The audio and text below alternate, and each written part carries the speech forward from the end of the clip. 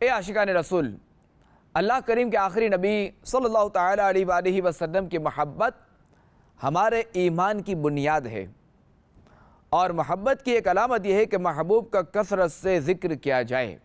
روایت میں ہے من احب شیئا اکثر من ذکرہ، یعنی جو کسی سے محبت کرتا ہے اس کا کثرت سے ذکر کرتا ہے۔ یوں تو سارا سال ہی ہمیں خاتم النبیین صلی اللہ تعالیٰ علیہ وآلہ وسلم کا ذکر خیر کرنا اور اپنے قول و فعل کے ذریعے آپ علیہ السلام سے محبت کا اظہار کرنا چاہیے، لیکن بالخصوص ربیع الاول میں اللہ کریم کی عظیم نعمت کے شکرانے کے طور پر ذکر حبیب کی کثرت کرنی چاہیے۔ اور اس ذکر کے بہت سارے طریقے ہیں۔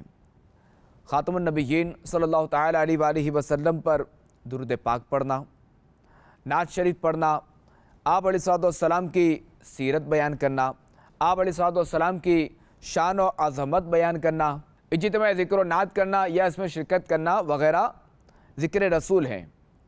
لہذا ربیع الاول میں یہ تمام چیزیں ہمارے معمولات میں شامل ہونی چاہیے۔